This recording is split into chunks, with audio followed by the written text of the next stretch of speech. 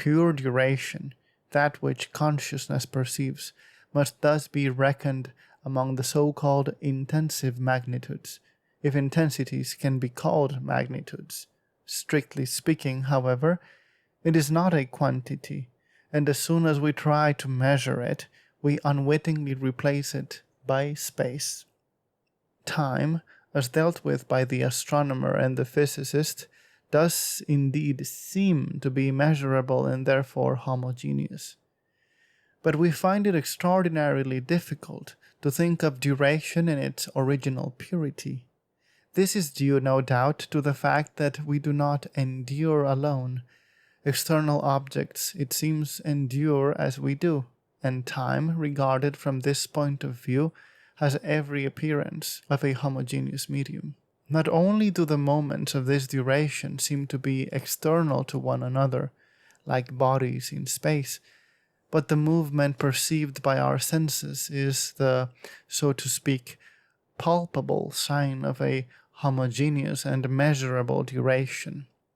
Nay, more, time enters into the formulae of mechanics, into the calculations of the astronomer, and even of the physicist, under the form of a quantity.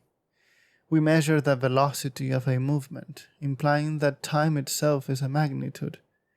Indeed, the analysis which we have just attempted requires to be completed, for if duration properly so called cannot be measured, what is it that is measured by the oscillations of the pendulum? Granted that inner duration perceived by consciousness is nothing else but the melting of states of consciousness into one another, and the gradual growth of the ego, it will be said, notwithstanding that the time which the astronomer introduces into his formulae, the time which our clocks divide into equal portions, this time, at least, is something different. It must be a measurable and therefore homogeneous magnitude. It is nothing of the sort, however, and a close examination will dispel this last illusion. But what we call measuring time is nothing but counting simultaneities, the clock taken as an illustration. When I follow my eyes on the dial of a clock, the movement of the hand which corresponds to the oscillations of the pendulum, I do not measure duration, as seems to be thought. I merely count simultaneities, which is very different. Outside of me, in space, there is never more than a single position of the hand and the pendulum, for nothing is left of the past positions. Within myself a process of organization or interpenetration of conscious states is going on, which constitutes true duration. It is because I endure in this way that I picture to myself what I call the past oscillations of the pendulum at the same time as I perceive the present oscillation. Now let us withdraw for a moment the ego which thinks these so-called successive oscillations. There will never be more than a single oscillation, and indeed only a single position of the pendulum, and hence no duration. Withdraw, on the other hand, the pendulum and its oscillations, there will no longer be anything but the heterogeneous duration of the ego, without moments external to one another, without relation to number. Thus, within our ego, there is a succession without mutual externality. Outside the ego, in pure space, mutual externality without succession. Mutual externality, since the present oscillation is radically distinct from the previous oscillation, which no longer exists, but no succession, since succession exists solely for a conscious spectator who keeps the past in mind and sets the two oscillations, or their symbols, side by side in an auxiliary space. Now, between this succession without externality and this externality without succession, a kind of exchange takes place, very similar to what physicists call the phenomenon of endosmosis.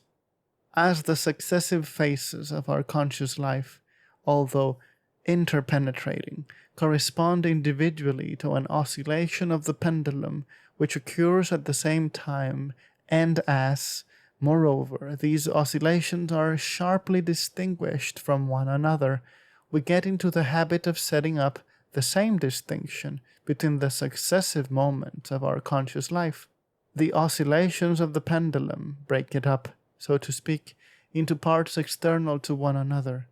Hence, the mistaken idea of a homogeneous inner duration similar to space, the moments of which are identical and follow without penetrating one another. But, on the other hand, the oscillations of the pendulum, which are distinct only because one has disappeared and the other appears on the scene, profit, as it were, from the influence which they have thus exercised over our conscious life. Owing to the fact that our consciousness has organized them as a whole in memory, they are first preserved and afterwards disposed in a series. In a word, we create for them a fourth dimension of space, which we call homogeneous time, and which enables the movement of the pendulum, although taking place at one spot, to be continually set in juxtaposition to itself. Now, if we try to determine the exact part played by the real and the imaginary in this very complex process, this is what we find. There is a real space, without duration, in which phenomena appear and disappear simultaneously with our states of consciousness. There is a real duration, the heterogeneous moments of which permeate one another. Each moment, however, can be brought into relation with a state of the external world, which is contemporaneous with it, and can be separated from the moments in consequence of this very process. The comparison of these two realities gives rise to a symbolical representation of duration derived from space. Duration thus assumes the illusory form of a homogeneous medium, and the connecting link between these two terms, space and duration, is simultaneity, which might be defined as the intersection of time and space. Two elements in motion. 1. The space traversed, which is homogeneous and divisible. 2. The act of traversing, indivisible and real only for consciousness. If we analyze in the same way the concept of motion, the living symbol of this seemingly homogeneous duration, we shall be led to make a distinction of the same kind. We generally say that a movement takes place in space, and when we assert that motion is homogeneous and divisible, it is of the space traversed that we are thinking, as if it were interchangeable with the motion itself.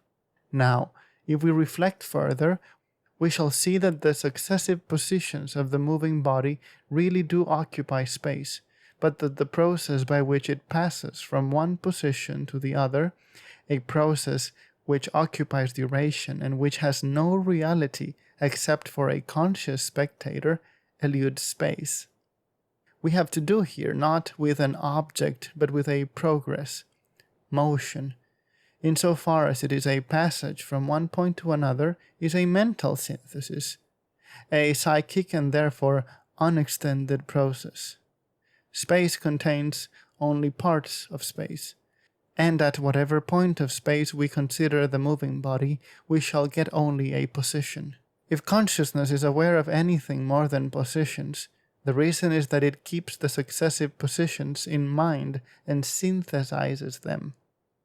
But how does it carry out a synthesis of this kind? It cannot be a fresh setting out of these same positions in a homogeneous medium, for a fresh synthesis would be necessary to connect the positions with one another, and so on indefinitely. We are thus compelled to admit that we have here to do with a synthesis which is, so to speak, qualitative, a gradual organization of our successive sensations, a unity resembling that of a phrase in a melody. This is just the idea of motion, which we form when we think of it by itself. when, so to speak, from motion we extract mobility. Think of what you experience on suddenly perceiving a shooting star. In this extremely rapid motion, there is a natural and instinctive separation between the space traversed, which appears to you under the form of a line of fire, and the absolutely indivisible sensation of motion or mobility. A rapid gesture made with one's eyes shut will assume for consciousness the form of a purely qualitative sensation, as long as there is no thought of the space traversed. In a word, there are two elements to be distinguished in motion: the space traversed and the act by which we traverse it, the successive positions and the synthesis of these positions. The first of these elements is a homogeneous quantity. The second has no reality except in a consciousness. It is a quality or an intensity, whichever you prefer. But here again we meet with a case of endosmosis, an intermingling of the purely intensive sensation of mobility with the extensive representation of the space traversed. On the one hand, we attribute to the motion the divisibility of the space which it traverses, forgetting that it is quite possible to divide an object but not an act. And on the other hand, we accustom ourselves to projecting this act itself into space, to applying it to the whole of the line which the moving body traverses, in a word, to solidifying it, as if this localizing of a progress in space did not amount to asserting that, even outside consciousness, the past coexists along with the present. The common confusion between motion and the space traversed gives rise to the paradoxes of the Eleatics. It is to this confusion between motion and the space traversed that the paradoxes of the Eleatics are due, for the interval which separates 2 points is infinitely divisible, and if a motion consisted of parts like those of the interval itself, the interval would never be crossed.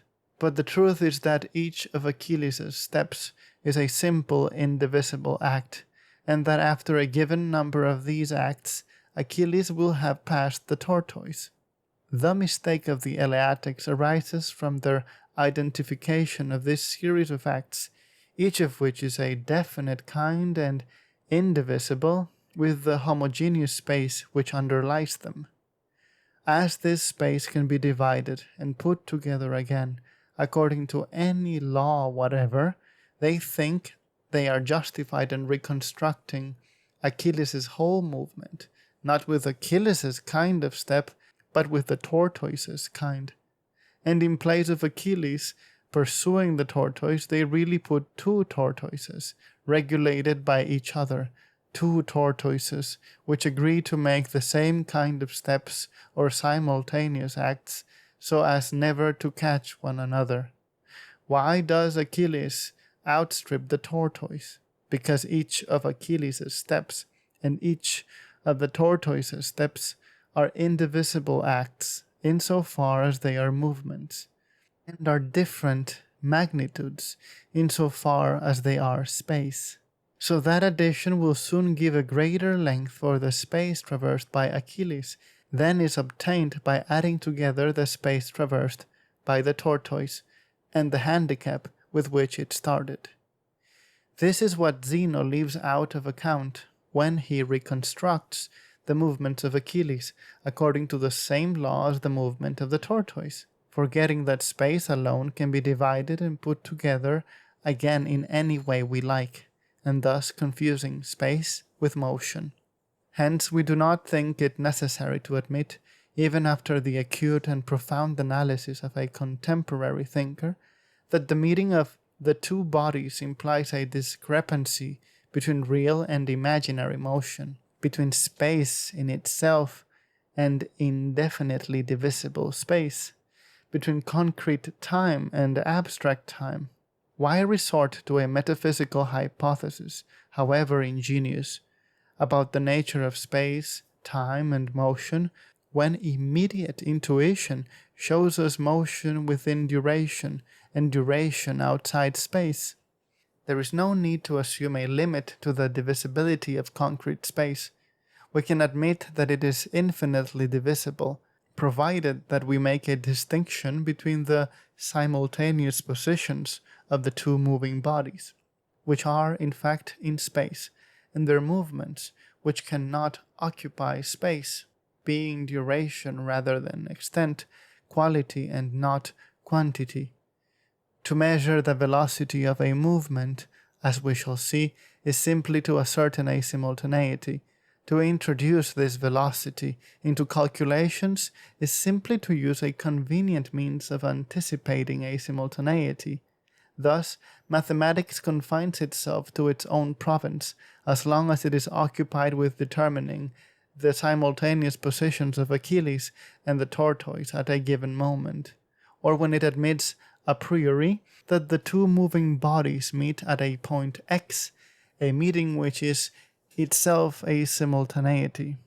But it goes beyond its province when it claims to reconstruct what takes place in the interval between two simultaneities, or rather it is inevitably led even then to consider simultaneities once more, fresh simultaneities, the indefinitely increasing number of which ought to be a warning that we cannot make a movement out of immobilities, nor time out of space.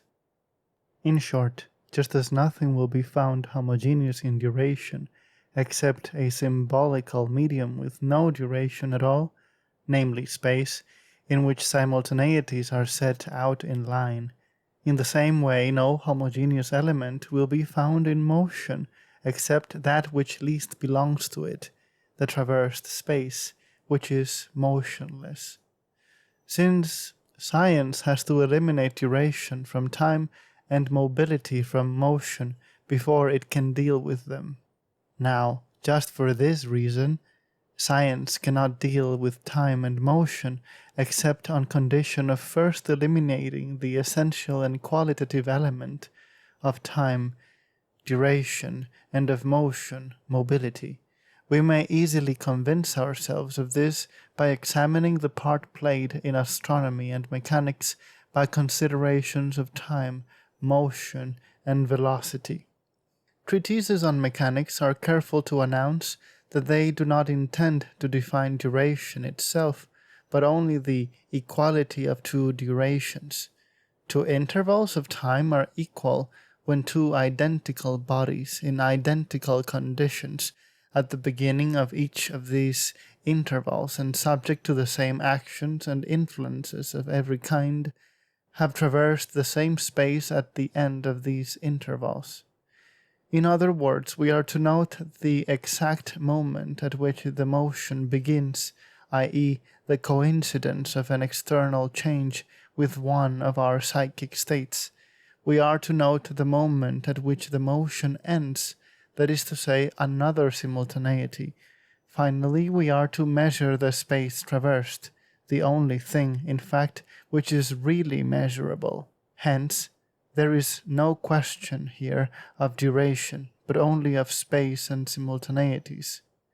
To announce that something will take place at the end of a time t is to declare that consciousness will note between now and then a number t of simultaneities of a certain kind, and we must not be led astray by the words between now and then, for the interval of duration exists only for us, and on account of the interpenetration of our conscious states.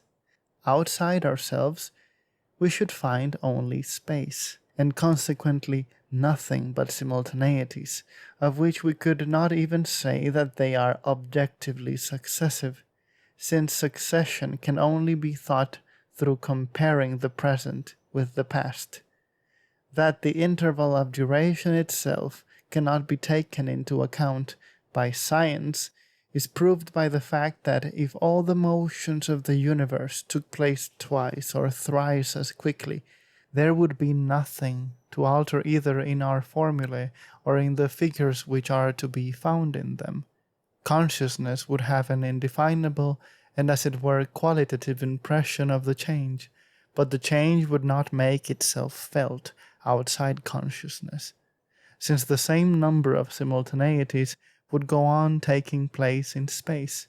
We shall see later on that when the astronomer predicts, e.g., an eclipse, he does something of this kind.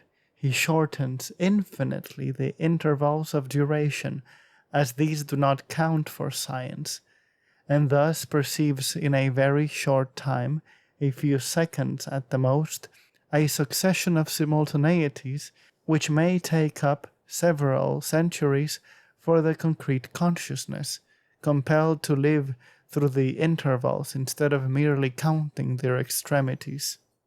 This is seen in the definition of velocity. A direct analysis of the notion of velocity will bring us to the same conclusion. Mechanics gets this notion through a series of ideas, the connection of which it is easy enough to trace. It first builds up the idea of uniform motion by picturing, on the one hand, the path AB of a certain moving body, and, on the other, a physical phenomenon which is repeated indefinitely under the same conditions, e.g., a stone always falling from the same height on to the same spot. If we mark on the path AB the points M, N, P, etc., reached by the moving body at each of the moments when the stone touches the ground, and if the intervals AM, MN, and NP are found to be equal to one another, the motion will be said to be uniform, and any one of these intervals will be called the velocity of the moving body, provided that it is agreed to adopt as unit of duration the physical phenomenon which has been chosen as the term of comparison. Thus, the velocity of a uniform motion is defined by mechanics without appealing to any other motions than those of space and simultaneity. Now let us turn to the case of a variable motion, that is, to the case when the elements A, M, Mn, Np are found to be unequal. In order to define the velocity of the moving body A at the point M, we shall only have to imagine an unlimited number of moving bodies, A1, A2, A3, all moving uniformly with velocities v1, v2, v3, which are arranged, e.g., in an ascending scale, and which correspond to all possible magnitudes. Let us then consider on the path of the moving body A 2 points M'' and M'', situated on either side of the point M, but very near it. At the same time as this moving body reaches the points M', M, the other moving bodies reach points M' sub 1, M sub 1, M sub 1, M sub 2, M sub 2, M sub 2, on their respective paths, and there must be two moving bodies, AH and A sub P, such that we have on the one hand M' equals M' sub H, M sub H, and on the other hand M equals M sub P, M sub P.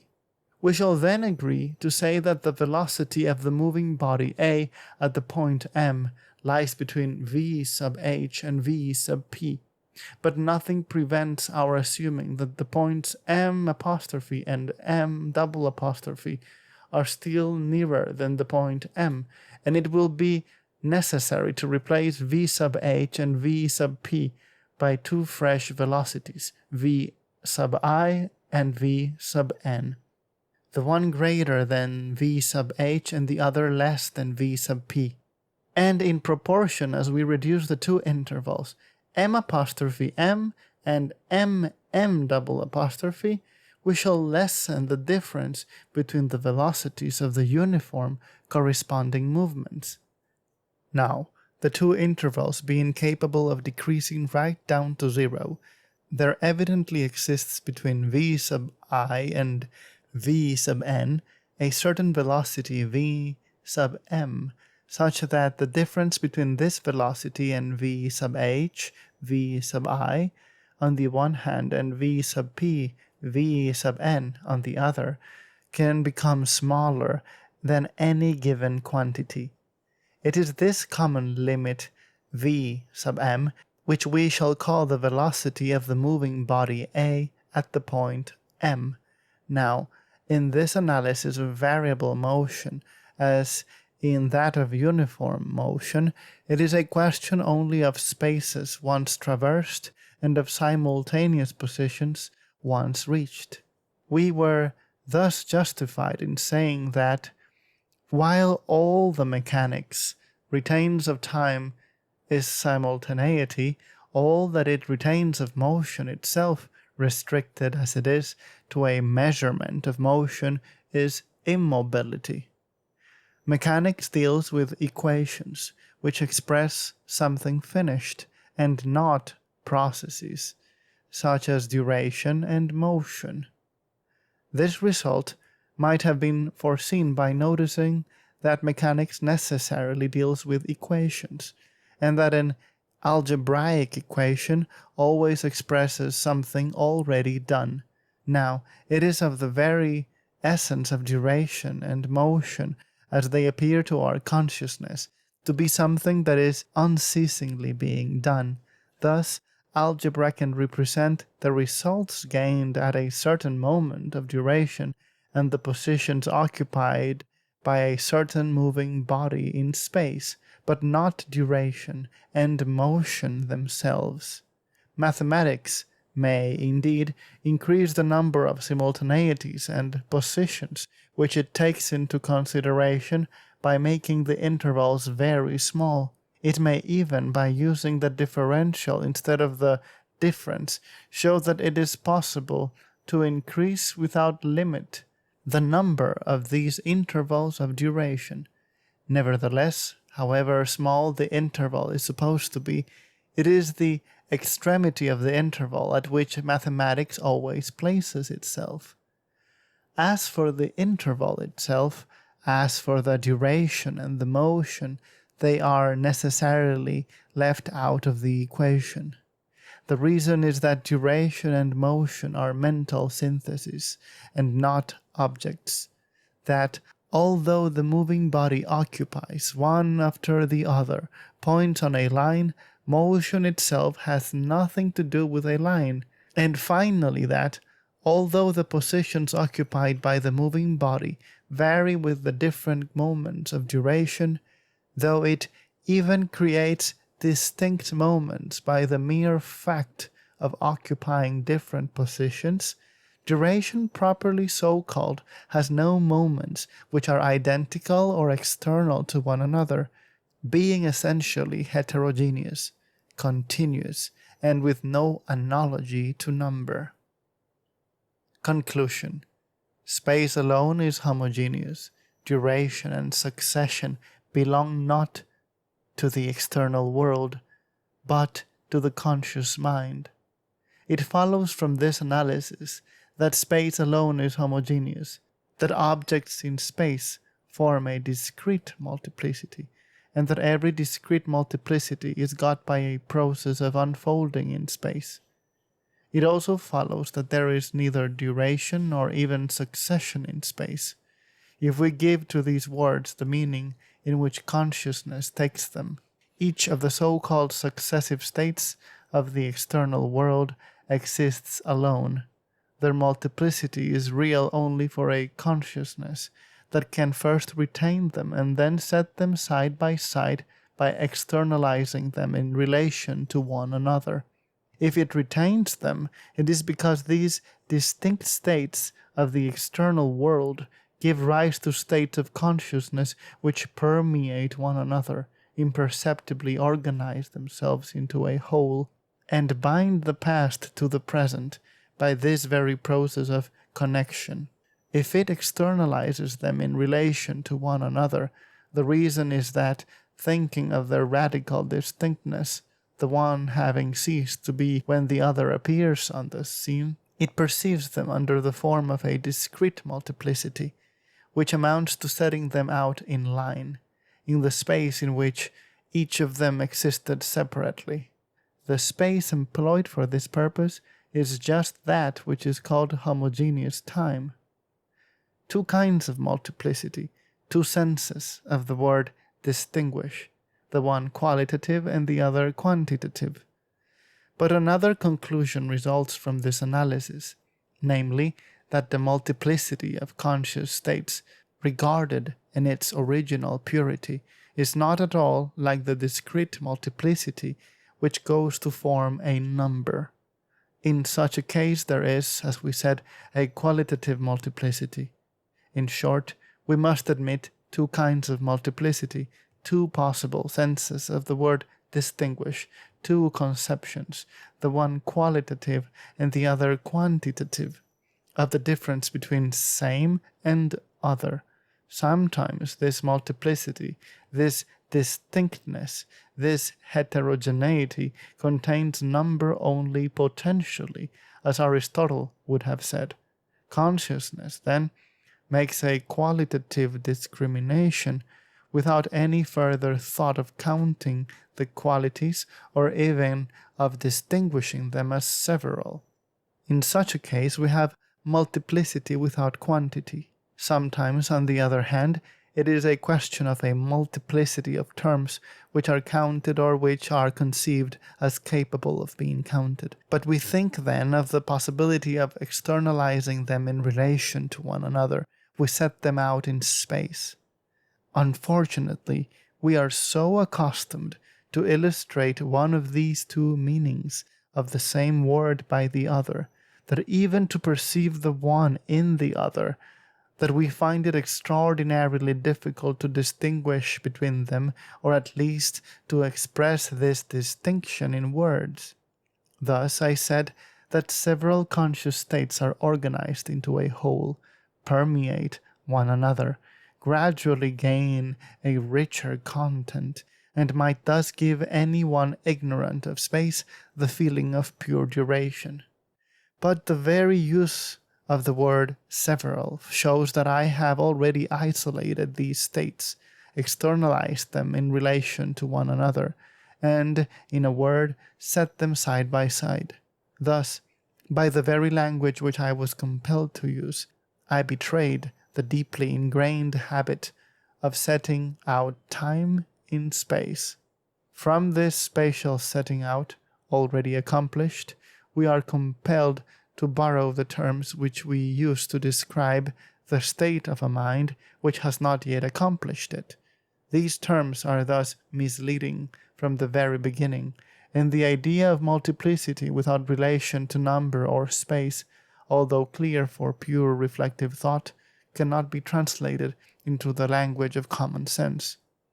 And yet, we cannot even form the idea of discrete multiplicity without considering at the same time a qualitative multiplicity. When we explicitly count units by stringing them along a spatial line, is it not the case that, alongside this distinction of identical terms standing out from a homogeneous background, an organization of these units is going on in the depths of the soul, a whole dynamic process, not unlike the purely qualitative way in which an anvil, if it could feel, would realize a series of blows from a hammer?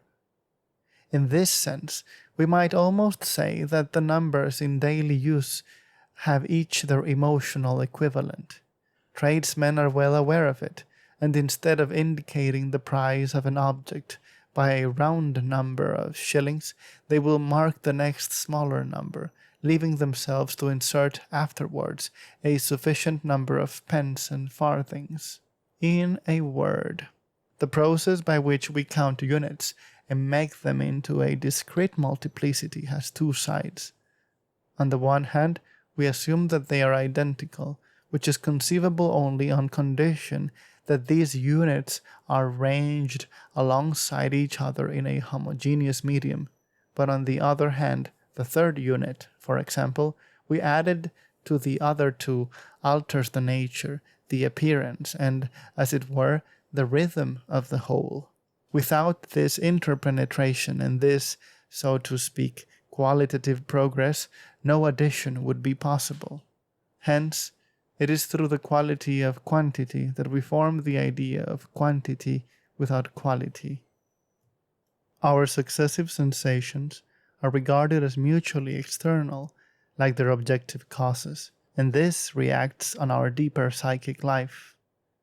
It is therefore obvious that if it did not betake itself to a symbolical substitute, our consciousness would never regard time as a homogeneous medium, in which the terms of a succession remain outside one another, but we naturally reach this symbolical representation by the mere fact that in a series of identical terms, each term assumes a double aspect for our consciousness. One aspect which is the same for all of them, since we are thinking then of the sameness of the external object, and another aspect which is characteristic of each of them, because the supervening of each term brings about a new organization of the whole. Hence the possibility of setting out in space, under the form of numerical multiplicity, what we have called a qualitative multiplicity, and of regarding the one as the equivalent of the other. Now this twofold process is nowhere accomplished so easily as in the perception of the external phenomenon, which takes for us the form of motion. Here we certainly have a series of identical terms, since it is always the same moving body. But, on the other hand, the synthesis is carried out by our consciousness between the actual position and what our memory calls the former positions, causes these images to permeate, complete, and, so to speak, continue one another. Hence, it is principally by the help of motion that duration assumes the form of a homogeneous medium, and that time is projected into space. But even if we leave out motion, any repetition of a well-marked external phenomenon would suggest to consciousness the same mode of representation. Thus, when we hear a series of blows of a hammer, the sounds form an indivisible melody insofar as they are pure sensations, and here again give rise to a dynamic progress. But knowing that the same objective cause is at work, we cut up this progress into phases, which we then regard as identical. And this multiplicity of elements no longer being conceivable except by being set out in space, since they have now become identical, we are necessarily led to the idea of a homogeneous time, the symbolical image of real duration. In a word, our ego comes in contact with the external world at its surface. Our successive sensations, although dissolving into one another, retain something of the mutual externality which belongs to their objective causes, and thus our superficial psychic life comes to be pictured without any great effort, as set out in a homogeneous medium. But the symbolical character of such a picture becomes more striking as we advance further into the depths of consciousness. The deep-seated self, which ponders and decides, which heats and blazes up, is a self whose states and changes permeate one another and undergo a deep alteration as soon as we separate them from one another in order to set them out in space. But as this deeper self forms one and the same person with the superficial ego, the two seem to endure in the same way. And as the repeated picture of one identical objective phenomenon, ever recurring, cuts up our superficial psychic life into parts external to one another, the moments which are thus determine in their turn distinct segments in the dynamic and undivided progress of our more personal conscious states. Thus, the mutual externality which makes material objects gain from their juxtaposition in homogeneous space, reverberates and spreads into the depths of consciousness. Little by little, our sensations are distinguished from one another like the external causes which gave rise to them, and our feelings or ideas come to be separated like the sensations with which they are contemporaneous. Eliminate the superficial psychic states, and we no longer perceive a homogeneous time or measure duration, but feel it as a quality. That our ordinary conception of duration depends on a gradual incursion of space into the domain of pure consciousness is proved by the fact that in order to deprive the ego of the faculty of perceiving a homogeneous time, it is enough to take away from it this outer circle of psychic states which it uses as a balance wheel. These conditions are realized when we dream, for sleep, by relaxing the play of the organic functions, alters the communicating surface between the ego and external objects. Here, we no longer measure duration, but we feel it. From quantity, it returns to the state of quality. We no longer estimate past time mathematically. The mathematical estimate gives place to a confused instinct, capable, like all instincts, of committing gross errors, but also of acting at times with extraordinary skill. Even in the waking state, daily experience ought to teach us to distinguish between duration as quality, that which consciousness reaches immediately and which is probably what animals perceive, and time, so to speak, materialized. Time that has become quantity by being set out in space. Whilst I am writing these lines, the hour strikes on a neighboring clock, but my inattentive ear does not perceive it until several strokes have made themselves heard. Hence, I have not counted them, and yet I only have to turn my attention backwards to count up the 4 strokes which have already sounded, and add them to those which I hear. If, then, I question myself carefully on what has just taken place, I perceive that the first 4 sounds had struck my ear and even affected my consciousness, but that the sensations produced by each one of them, instead of being set side by side, had melted into one another in such a way as to give the whole a peculiar quality, to make a kind of musical phrase out of it. In order, then, to estimate retrospectively the number of strokes sounded, I tried to reconstruct this phrase in thought. My imagination made 1 stroke, then 2, then 3, and as long as it did not reach the exact number 4, my feeling, when consulted, answered that the total effect was qualitatively different. It had thus ascertained, in its own way, the succession of 4 strokes, but quite otherwise than by a process of addition, and without bringing in the image of a juxtaposition of distinct terms. In a word, the number of strokes was perceived as a quality and not as a quantity. It is thus that duration is presented to immediate consciousness, and it retains this form so long as it does not give place to a symbolical representation derived from extensity. There are therefore 2 forms of multiplicity, of duration and conscious life.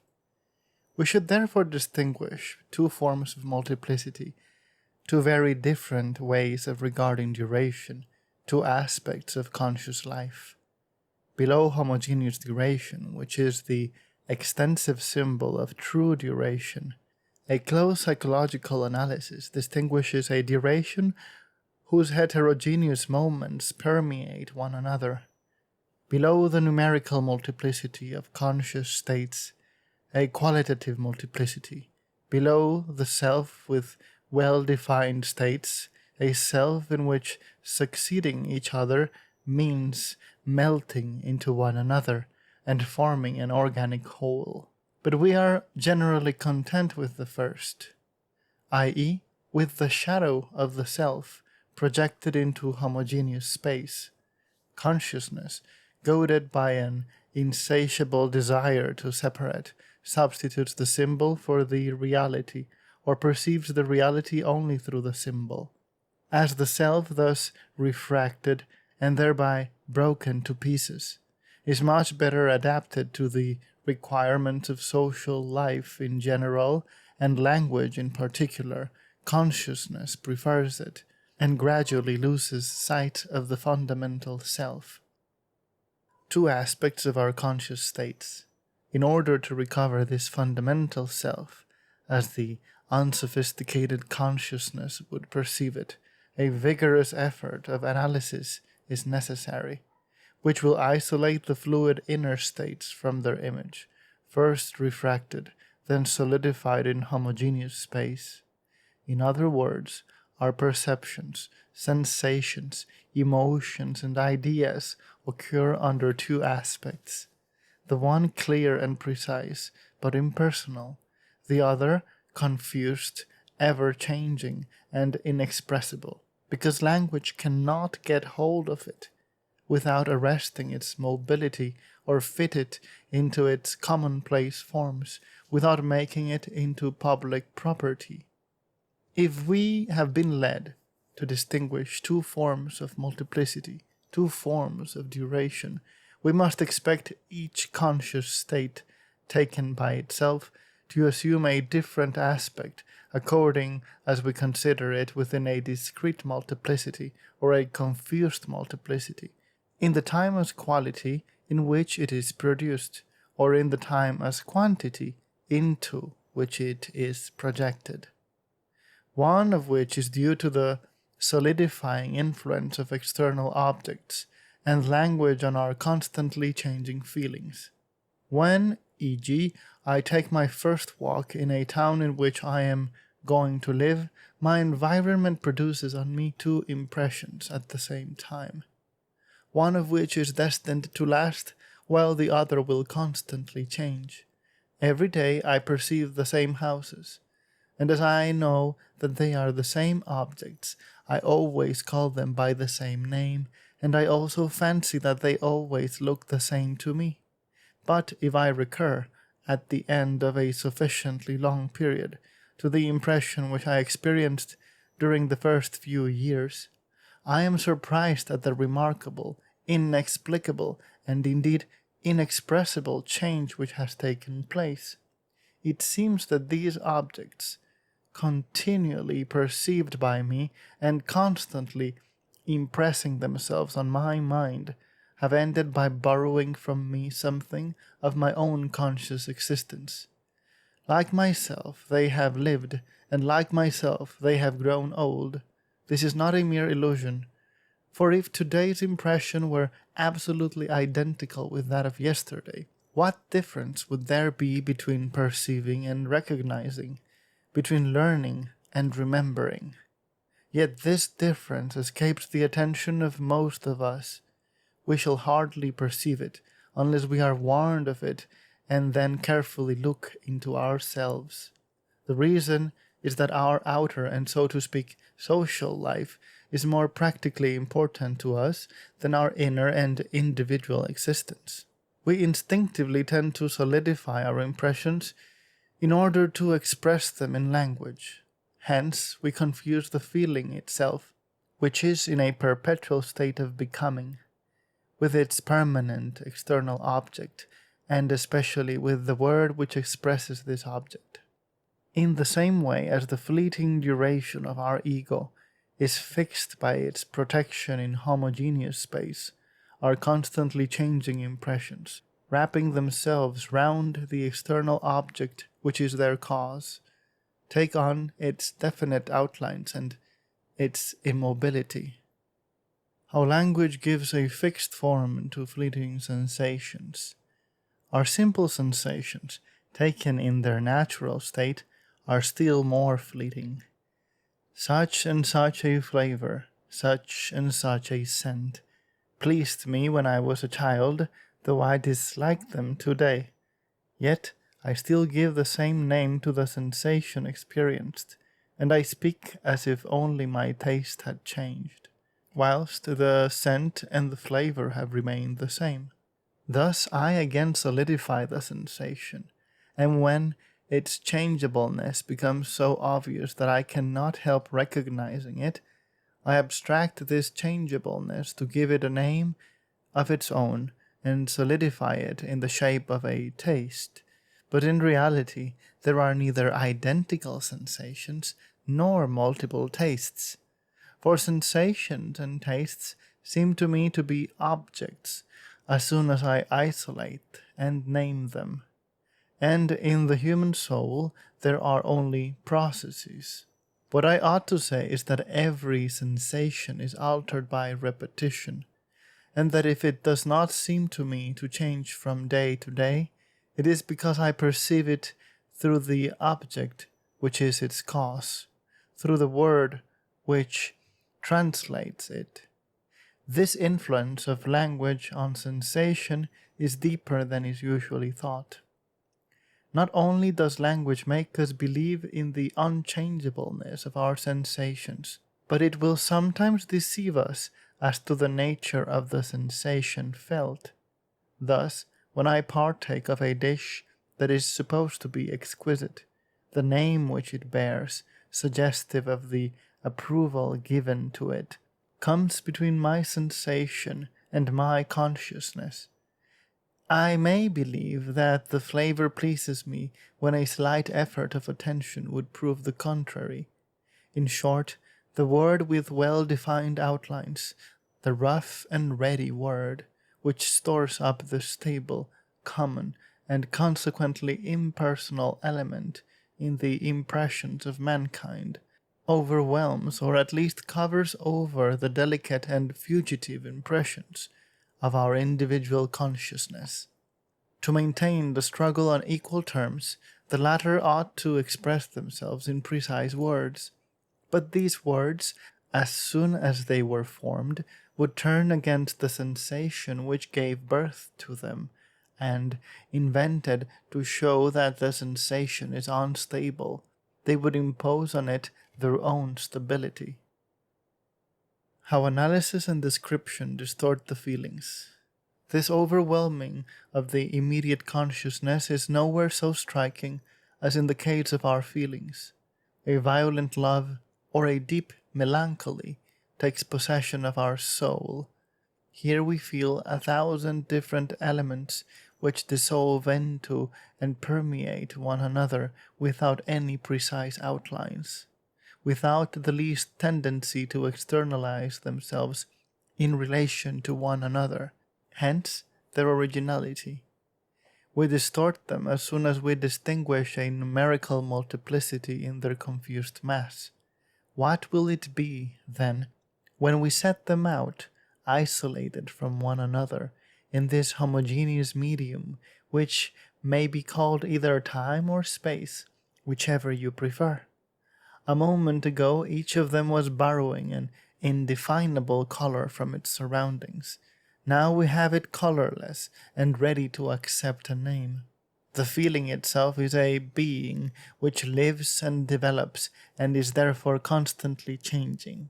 Otherwise, how could it gradually lead us to form a resolution? Our resolution would be immediately taken, but it lives because the duration in which it develops is a duration whose moments permeate one another. By separating these moments from each other, by spreading out time in space, we have caused this feeling to lose its life and its color. Hence, we are now standing before our own shadow. We believe that we have analyzed our feeling, while we have really replaced it by a juxtaposition of lifeless states which can be translated into words, and each of which constitutes the common element, the impersonal residue of the impressions felt in a given case by the whole of society. And this is why we reason about these states and apply our simple logic to them, having set them up as a genera by the mere fact of having isolated them from one another. We have prepared them for use in some future deduction. Now, if some bold novelist, tearing aside the cleverly woven curtain of our conventional ego, shows us under this appearance of logic a fundamental absurdity, under this juxtaposition of simple states and infinite permeation of 1,000 different impressions, which have already ceased to exist the instant they are named, we commend him for having known us better than we knew ourselves. This is not the case, however, and the very fact that he spreads out our feeling in a homogeneous time and expresses its elements by words shows that he, in his turn, is only offering us its shadow, but he has arranged this shadow in such a way as to make us suspect the extraordinary and illogical nature of the object which projects it. He has made us reflect by giving outward expression to something of that contradiction, that interpenetration, which is the very essence of the elements expressed. Encouraged by him, we have put aside for an instant the veil which we interposed between our consciousness and ourselves. He has brought us back into our own presence. On the surface of our conscious states obey the laws of association. Deeper down, they interpenetrate and form a part of ourselves. We should experience the same sort of surprise if we strove to seize our ideas themselves in their natural state, as our consciousness would perceive them if it were no longer beset by space. This breaking up of the constituent elements of an idea which issues in abstraction is too convenient for us to do without it in ordinary life, and even in philosophical discussion. But when we fancy that the parts thus artificially separated are the genuine threads with which the concrete idea was woven, then, substituting for the interpenetration of the real terms the juxtaposition of their symbols, we claim to make duration out of space. We unavoidably fall into the mistakes of associationism. We shall not insist on the latter point, which will be the subject of a thorough examination in the next chapter. Let it be enough to say that the impulsive zeal with which we take side on certain questions shows how our intellect has its instincts, and what can an instinct of this kind be if not an impetus common to all our ideas, i.e., their very interpenetration. The beliefs to which we mostly strongly adhere are those of which we should find it most difficult to give an account, and the reasons by which we justify them are seldom those which have led us to adopt them. In a certain sense, we have adopted them without any reason, for what makes them valuable in our eyes is that they match the color of all our other ideas, and that from the very first we have seen in them something of ourselves. Hence they do not take in our minds that common-looking form which they will assume as soon as we try to give expression to them in words. And although they bear the same name in other minds, they are by no means the same thing. The fact is that each of them has the same kind of life as a cell in an organism. Everything which affects the general state of the self affects it also. But while the cell occupies a definite point in the organism, an idea which is truly ours fills the whole of our self. Not all our ideas, however, are thus incorporated in the fluid mass of our conscious states. Many float on the surface, like dead leaves on the water of a pond. The mind, when it thinks them over and over again, finds them ever the same, as if they were external to it. Among these are the ideas which we receive ready-made, and which remain in us without ever being properly assimilated. Or again the ideas which we have omitted to cherish and which have withered in neglect. If, in proportion as we get away from the deeper strata of the self, our conscious states tend more and more to assume the form of a numerical multiplicity, and to spread out in a homogeneous space, it is just because these conscious states tend to become more and more lifeless, more and more impersonal. Hence, we need not be surprised if only those ideas which least belong to us can be adequately expressed in words. Only to these, as we shall see, does the associationist theory apply. External to one another, they keep up relations among themselves in which the inmost nature of each of them counts for nothing, relations which can therefore be classified.